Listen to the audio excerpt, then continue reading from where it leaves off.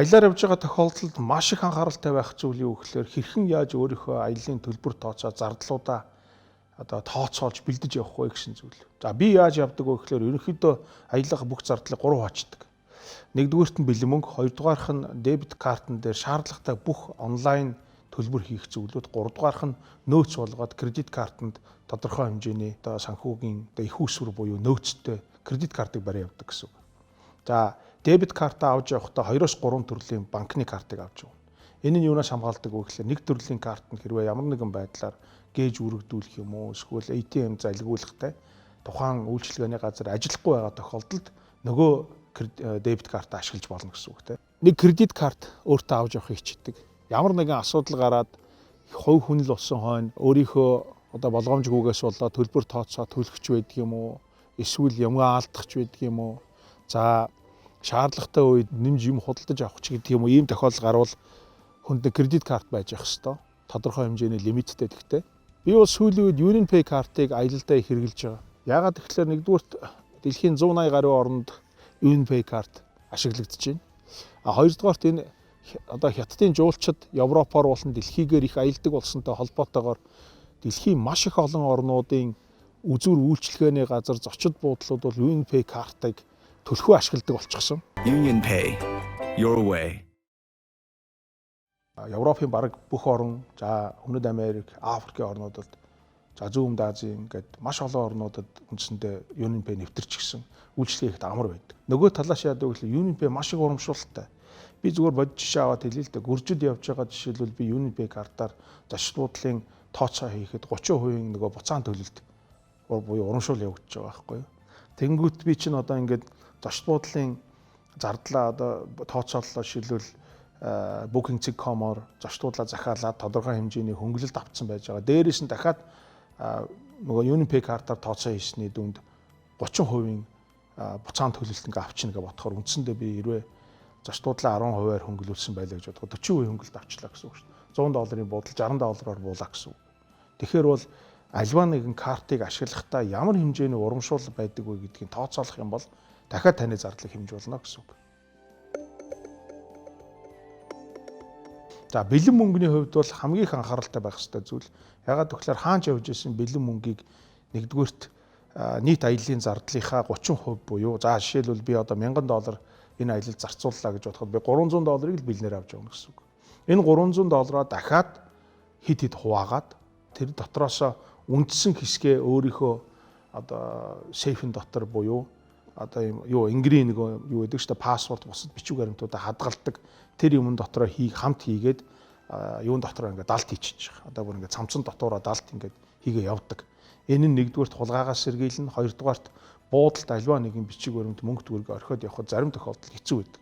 Хэрвээ та баталгаатай буудалд сүлжээ буудлуудад бууж байгаа бол safety box буюу тэр жижигхэн сейфэнд юм хийгээд явхад бол асуудалгүй. Гэтэл тийм боломжгүй тохиолдолд бүх юмыг өөртөө аваад явахаас өөр арга байхгүй тийм ээ. За тэр тохиолдолд тэр мөнгөө заас түрүүний ярьсан тэр 300 орчим долларынхаа үндсэн 70-80%-ийг нь болохоор далд хийгээд тухайн өдөртөө яг хэрэглэх мөнгийг л өөртөө авч явна гэсэн. Өөртөө авч явахдаа дахиад төрөвчин дотроо хийгээд цүнхэндээ далд хийх хэрэгтэй.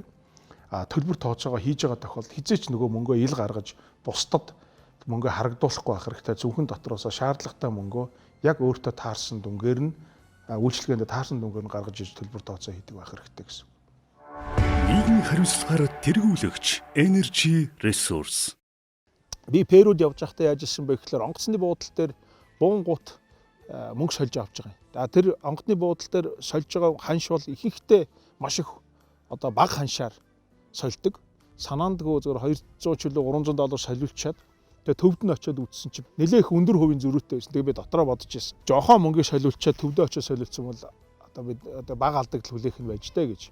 Би Индонезид явж байхдаа Бали арал дээр гэсэн үг мөнгөө маш өндөр ханшаар солино гэсэн зар хараад баярлаад гүүж ороод мөнгөө солиулчаад тэгээ миний мөнгийг чинь тэр Индонезийн мөнгөнд дэвсгэртүүд чинь маш их ханшнаасаа болоод маш их хэдэн мянгаараа нэг $200-300 солиход хэдэн мянгаараа мөнгө дэвсгэртүүд ирдэг. Тэгээ би нөгөө мөнгийг солиулчаад ирээд буудад очиод хоолоод үтсэн чинь миний мөнгнөөс дотроос суглаад авцсан байсан байхгүй. Тэгээ яаж ийнэ вэ гэхээр өндөр ханшаар мөнгө солиулдаг газрууд нөгөө үйлчлүүлэгчийг өндөр ханшаар татаж авчираад мөнгөнд дундаас нь ингээд өөр нөгөө тодорхой хэсгийг суглаад авчдаг тийм сөрөг салууд бий. Тийм учраас яг л шаардлагатай баталгаатай газруудад л мөнгө солиулж явах хэрэгтэй. Тэр ханшны өндөр бага дээр байх нь бол мэдээж чухал хэдий ч гэсэн учиргүй их алдагдлалд орчхооргүй бол аюулгүй байдал чинь хамгийн чухал юм а гэдгийг хизээж мартаж болохгүй. За тип буюу гарын мөнгө. Энэ гарын мөнгө гэдэг ойлголт бол маш олон орнуудад түгээмэл байдаг зүйл. Ихэнх орны иргэд за ялангуяа Азийн зүүн өмнөд Азийн орны хүмүүс бол гарын мөнгө гэдэг ойлголт бол арай жоохон багатай өгөхгүй ч байж болдог. Мэдээж өгвөл сайхан. Нөгөө хүмүүс маань үйлчлэгээнд талархаад дээрээс нь нэмэлтээр цайны мөнгө буюу гарын мөнгө өгч байгаа ямар ч хүн мэдээж талархна. Зүгээр Япон зэрэг зарим орнуудад гарын мөнгө өгөхдөө жоохон болгоомжтой байх хэрэгтэй. Тухайн хүн юу гэж боддог вэ гэхээр зарим хүмүүс бол энэ жоохон сагс уурж ийн ч гэдэг юм уу эсвэл хэд их баярхлаач гэдэг юм. Тэгж ойлгодог улсууд үндэстнүүд бий. Гэхдээ дийлэнх хүмүүс нь гарын мөнгө өгөхөд баярлдаг. Энэ нь яаж ийнэ вэ гэхээр миний үйлчилгээ тэр хүн таалагдаад тэр хүн надад талархлаа илэрхийлж байна гэж ойлгодог.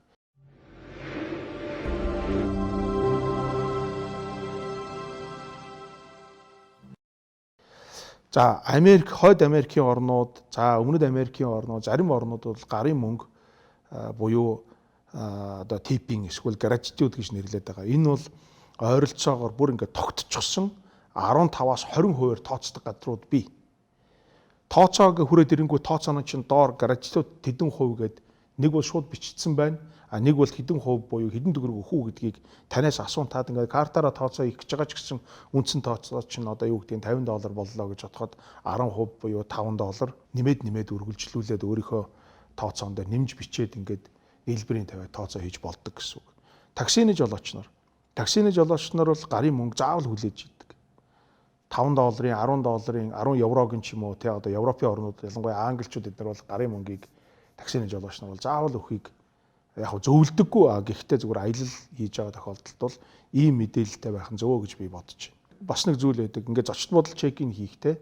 Чек-ин хийгээд оронгууд одоо хаалгач гэдэг юм да. Ингээд ачаагийн чинь зөөгөөд өрөөнд чи оруулж өгдөг.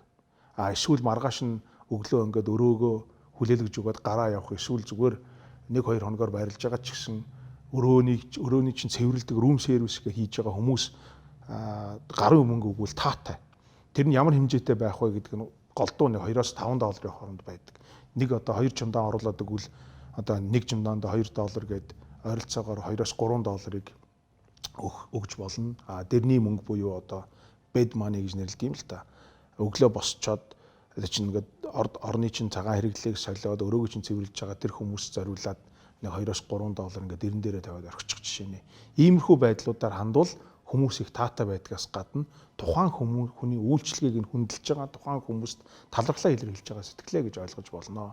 Тийм учраас аяллаар явж байхдаа энэ гарын мөнгө өгөхөд зориулаад маш юм жижиг задгаа мөнгнүүдийг өөртөө ингээд тухайлбал аваа явж явах нь их зүйтэй байдаг шүү. Энэ гарын мөнгө өгж байгаа тохиолдолд бол болж игэл орон нутгийн мөнгөөр өгвөл цохилтойгоос гадна мэдээж доллараар буюу 1-2 долларын дэвсгэртүүдийг нэлээд бэлтжээд ингээд явж байхад бол таатай байдаг. Би бол аяллаар явахдаа ямар ч байсан нэг ойролцоогоор $20 орчим ингээд нэгдийн дэвсгэртээр бэлтждэг. Тэгээ яадаг вэ гэхээр тусалсан хүмүүст одоо янз янзын шалтгаанаар хүнд чинь зүйл ямар нэгэн хэмжээгээр хүн талархлаа илэрхийлэх сэтгэл гардаг байхгүй. Мэдээж сайхан сэтгэлээсээ баярлалаа гэд хэлэх нь зүйтэй боловч нөгөө талаасаа бас хаалга онгоолгоод өгсөн хүнд юм уу ачаагийн чинь зөөгөөд өгсөн хүнд чамд нэг мэдээлэл аваад өгсөн одоо буудлын ажилтнанд тухайн хүмүүс баярлалаа гэд ингээд $1-2 өгчих нь бол таатай зүйл байдгаа гэж ойлгож байна.